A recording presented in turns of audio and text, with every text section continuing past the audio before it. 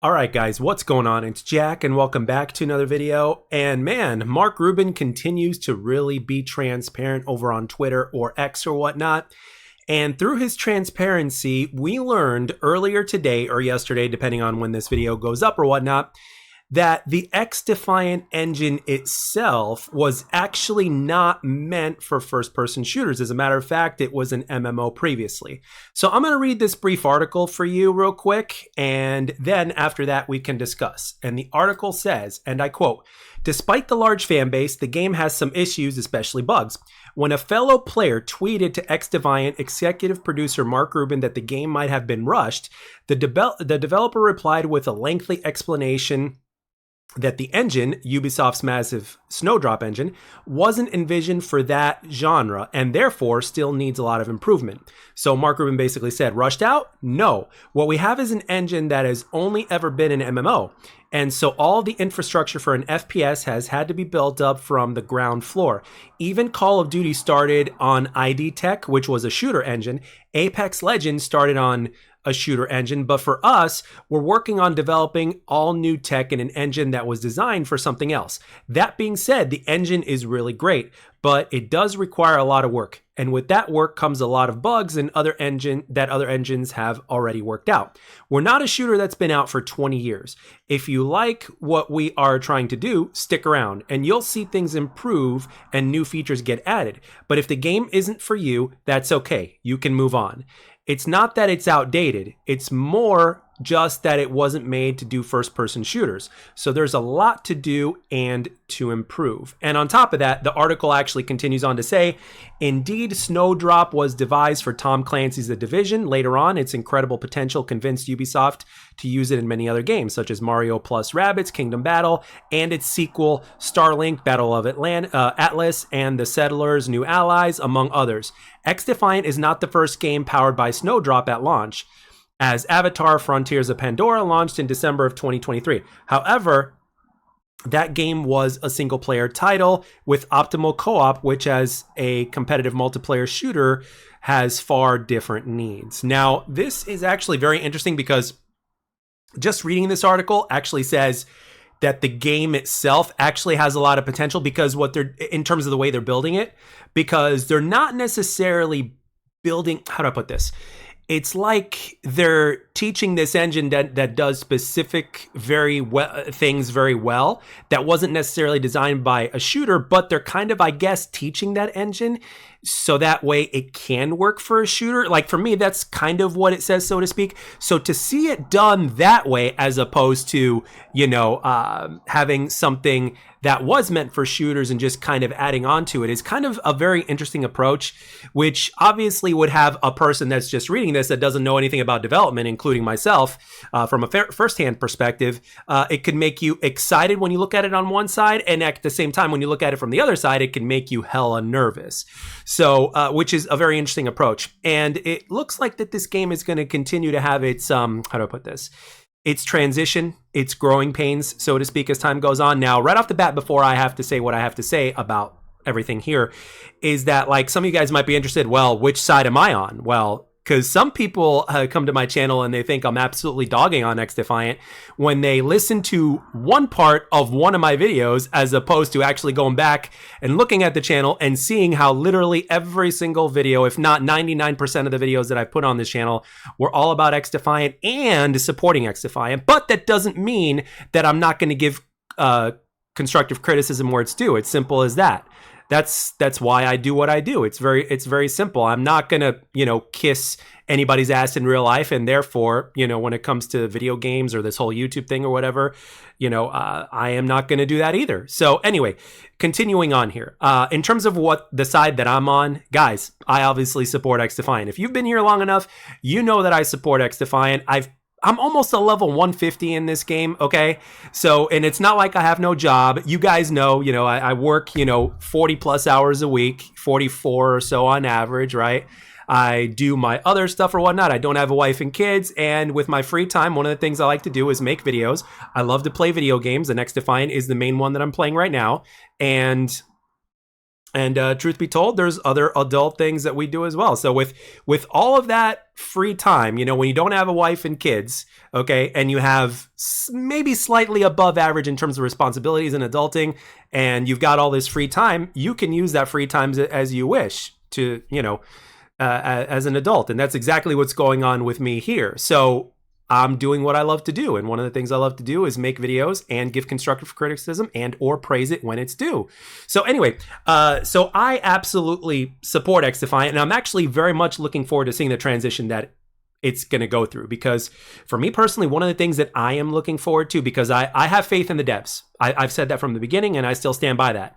I have faith in the devs, and I realize that there's going to be continuous up and downs, just like there's pretty much in any form of progression that there is throughout life, especially when you have something like this going on, right? You can't truly get to victory without struggling first, right? You don't, unless you're like one of the very, very, very, very, very few in life to be lucky, you're not going to reach your goals without struggling, okay? Simple as that. Nobody reaches their goals without struggling. Michael Jordan had to struggle for 7 years before he won his first championship or whatnot. How long did it take LeBron James to win his first title, et cetera, okay? The list goes on, everybody, David Goggins and all that kind of stuff, right? And it was never easy, okay? You always have to go through a struggle, and that's what XDefiant's going through.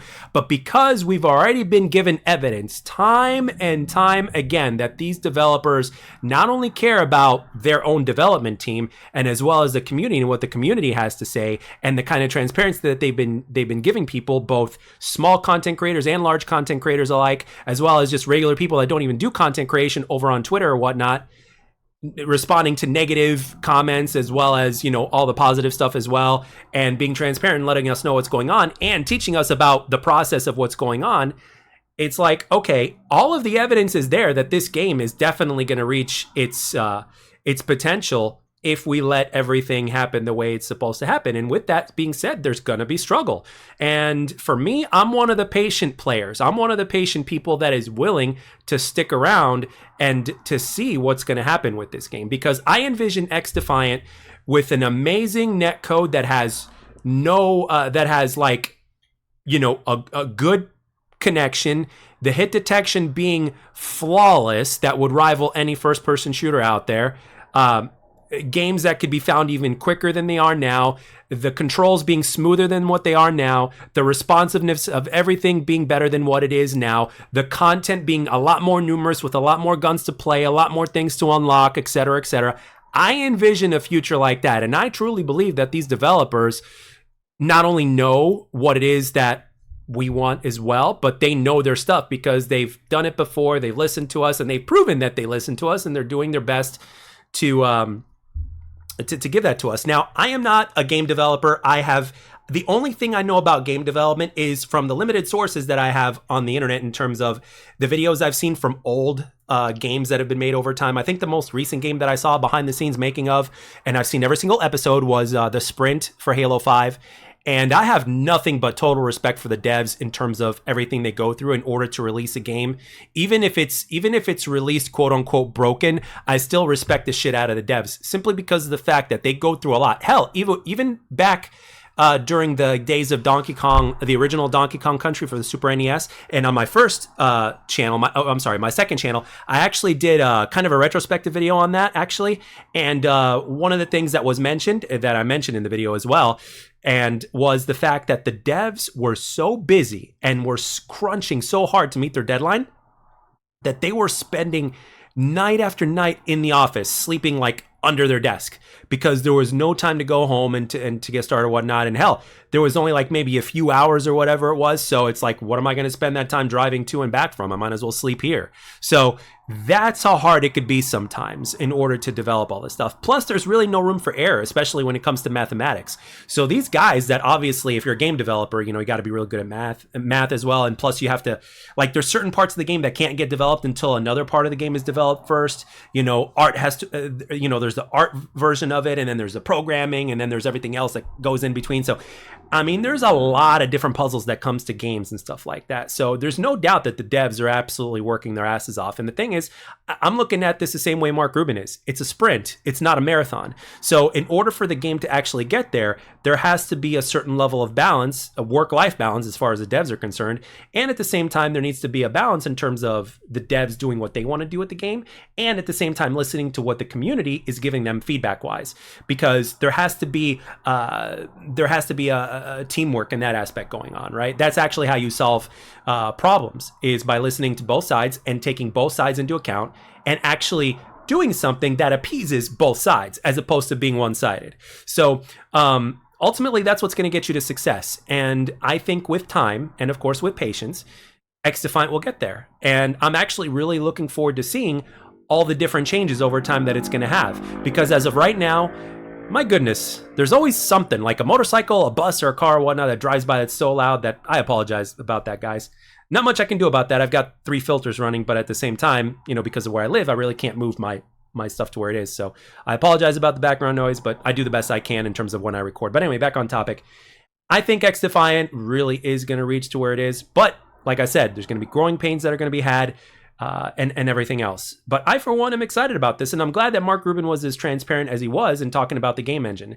Now, am I worried at the same time? Yes, I am, because I remember, like with Halo Infinite, they had problems with the slip space engine, if that's what it was called, from I remember correctly. It was a very complicated engine, but at the same time, it was a very good engine. However, the biggest problem with Halo Infinite was the fact that devs were contractors, so they only stuck around for 18 months, and then they left after 18 months. And then there were probably 6 of those months spent teaching the new devs that would come in to teach them about the engine. And then there'd be like 1 year of development, and there you go. So it's like you're taking 1 foot forward and then a half a step back or whatnot. So progression is a hell of a lot less productive, so to speak, than it should be. And then you end up having problems. You end up having delay after delay and all that kind of stuff. However, with that being said, to my knowledge, XDefiant does not have that issue. These are devs that know what they're doing. A lot of them are former Call of Duty devs. A lot are former shooter fans of other genres and other games.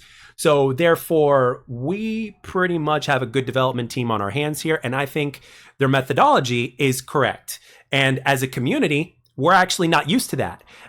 Well, to a certain extent, you know, I think we can definitely say that we're all pretty much grateful for the transparency. And, you know, I'm sure there's some people that are always going to be throwing negative shit at the developers, just like they throw negative shit at commentators and content creators, regardless of whatever. But it is what it is. It's one of those things that you're just going to have to power through as a developer, just like we do as content creators, to continue to make content regardless of some negativity that comes in. You know what I mean? That's fine. You grind through it and you prosper. It's simple as that. So with that being said, that's pretty much all I wanted to say in this one, guys. Let me know in the comment section. What do you guys think? And if any of you out there have any sort of development experience, if there's any pieces of education that you want to throw down below in the comment section in terms of how things work and such, let it be known. But obviously the potential is there, and for a lot of people, it will seem really bad on the surface that this is a first-person shooter, but it's running on an engine that wasn't meant for FPS in the first place.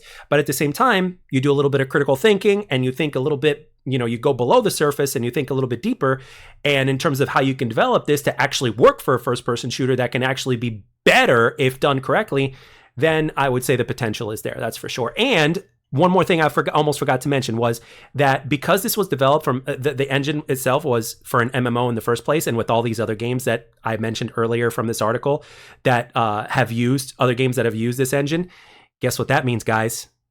A battle royale under this engine could work. Perhaps maybe they're using this engine, you know, for you battle royale players. I'm not one of you guys that loves battle royales, but respectfully speaking, whether you're a fan of the zombies or horde mode times gameplay modes, or like you're a fan of Helldivers or something like that, or whatever it is, battle royale, maybe for an engine like this, right now it's obviously being optimized for FPS, but because that engine was built for something else in the first place, maybe it'll be even easier after the FPS part gets done and gets ironed out and working properly.